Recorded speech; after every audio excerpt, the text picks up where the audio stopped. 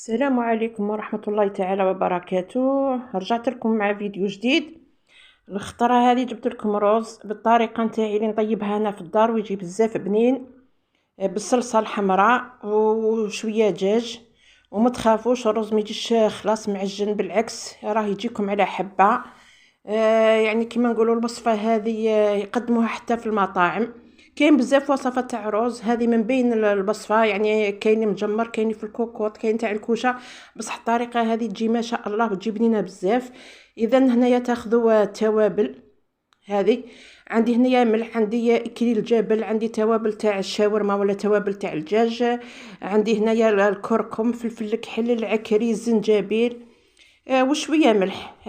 عندي ثاني حبه ولا اثنين تاع حب الهيل، ثاني يجي ما شاء الله.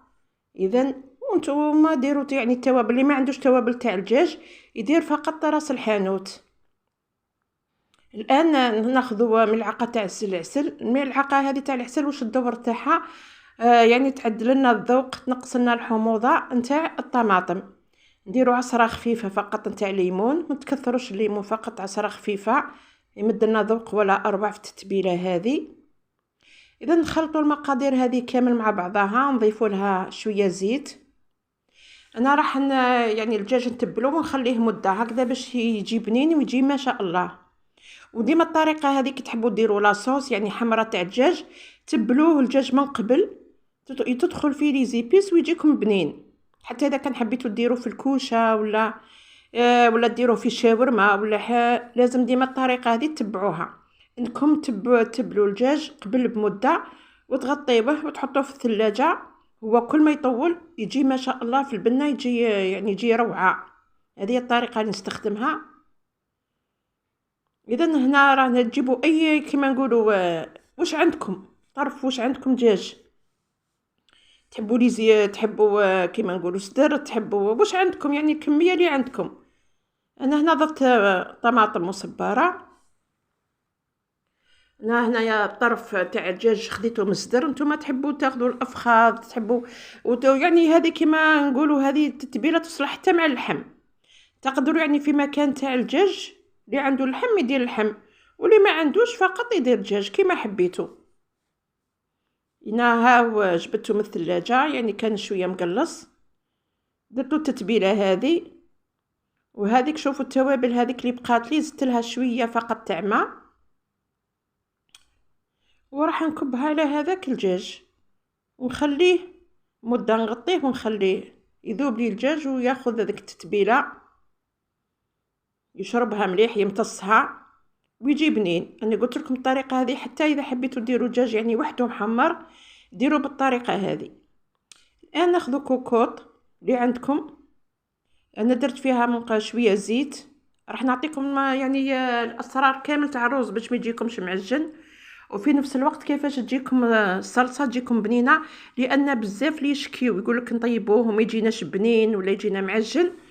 تبعوا معايا دوك نعطيكم انا جميع الاسرار نتاعو. اذا هنايا راح نخليو البصل. اول سر انكم تخليو البصل والثوم يتقلاو مليح في الزيت، مش فقط ديروا البصل وتروحوا تمرقوا، لا، لازم البصل يتكرمل مليح ويطيب مليح في الزيت. هذه يعني اول سر باش يجيكم رز مليح ويجي بنين يجي ما شاء الله.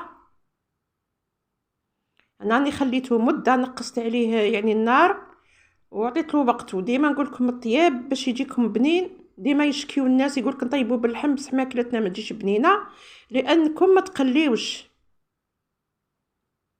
انا بعد ما تقلاليها وراح لي المقطع ما على باليش كيفاش ضفت، بعد ما تقلات البصل والثوم ما فهمتش المقطع هذا كيفاش راح لي، ضفت له هذاك الدجاج مع التتبيله نتاعو.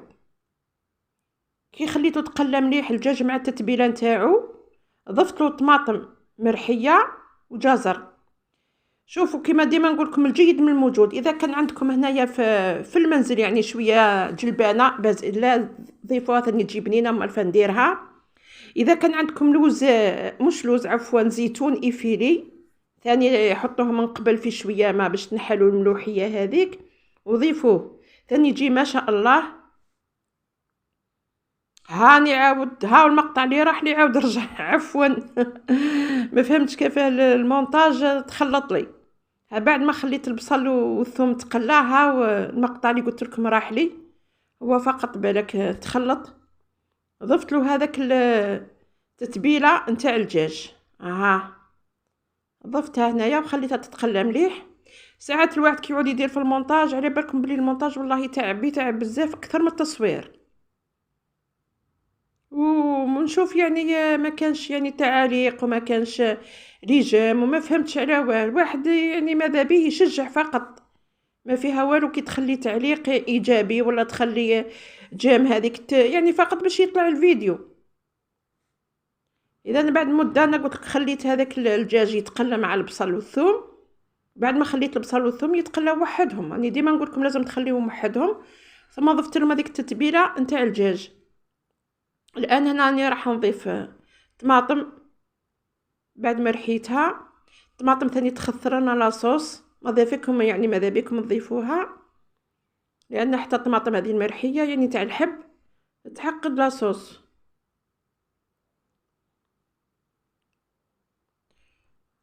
والان راح نزيد نضيف لها الجزر. قلت لي عنده الجلبانه يضيف كميه تاع الجلبانه، اللي عنده الزيتون ايفيلي يحطوه من قبل في شويه ما من بعد يصفيه ويضيفه ثاني يجي ما شاء الله. واللي يحب الخضره ثاني يقدر، كل وحده كيفاش. كاين مراه يعني مثلا تحب الخضره ولا ياكلوا الخضره، تقدر تضيفهم يعني مكعبات صغيره.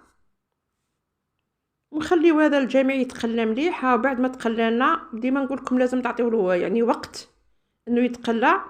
راني خديت هذيك اللي كان فيها لي زيبيس والدجاج، ضفت لها شويه ماء باش ما نرميوش هذوك لي زيبيس يروحوا خساره. مرقت بها هي نفسها. بعد هنا حاولوا انكم ما تكثروش الماء باش تجيكم بنينه. انا خليت كميه، اذا كان خصيت من بعد طبعا راح نزيد. روحوا شوفوا هنا الوصفه نتاع الارز كيفاه نديرها. درت شويه زيت في طنجره وضفت شويه زبده، نخليهم حتى يذوبوا مليح. والرز خذوا نوعيه مليحه مفور ولا بسماتي ولا. انا شمختهم حوالي 1 ساعه في الماء وصفيتهم. والان راح نضيفوا الزبده والزيت، نخليهم يتقلاو مليح في هذيك الزبده والزيت، ياخذوا الطعم نتاع الزبده والزيت. هنا في المرحله هذه لازم الرز تشمخوه في شويه ماء حوالي 1 ساعه هكذاك، ومن بعد تصفيوه. وحاولوا تاخذوا النوعيه الجيده، رز مفور ما تاخذوش الاخر يتعجن ولا بسماتي ولا. شوفوا نتوما لي النوعيه اللي موالفين تستخدموها. الان انا فقط ضفت الملح وشويه كركم، هذا ما كان باش نتحصل على اللون هذاك الاصفر. ونخليو هنا الارز يطيب مليح يتقلى مليح حوالي 6 دقائق ولا 7. وعندكم لا تنساو تخليوه يتحرق، لازم تبقاو تخلطوا فيه. الان انا شوفوا يعني المعيار، راح نعطيكم المعيار يعني بالتدقيق. كل كيلة نتاع رز ضيفوا لها 3 كيلات نتاع الماء. كل كيلة نتاع رز ضيفوا لها 3 كيلات تاع الماء. واذا كان بعد شفتوه ما طابش مليح معليش يعني حاولوا تزيدوا مش مشكل. الان ثاني لازم تخليوه تشوفوه غلا كيما هكذا، لازم تغطيوه وتنقصوا له خلاص النار، هذا باش يطيب لكم. لازم فقط كي تشوفوه غلا نقصوا له النار خلاص. ها هي لاصوص الان اختارت، وشوفوا كيفاش جات ما شاء الله. لازم تخليوها حتى تختار. وهنا تقدموه بالطريقه هذه. انا قدمته مع الفريد شويه سلطه، يعني نتوما احرار تقدموه بواش حبيتوا. والله جا شوفوا يعني الطعم ما جات روعه. انكم يعني فقط تبعوا النصائح اللي قدمتها لكم. ولاصوص ماذا بكم هنا تجي خاثره، ما ديروهاش يعني مايها، خليوها تعقد وتختار. وشوفوا الارز يخي شفتوه كل حبه وحدها وجا طايب ما شاء الله. قلت لكم اذا كان فتحتوا عليه ولقيتوه شرب بالماء وما زالني ما طابش، ضيفوا له كميه ثاني صغيره تاع ماء وخليوه يكمل يطيب، يعني ما كان حتى مشكل.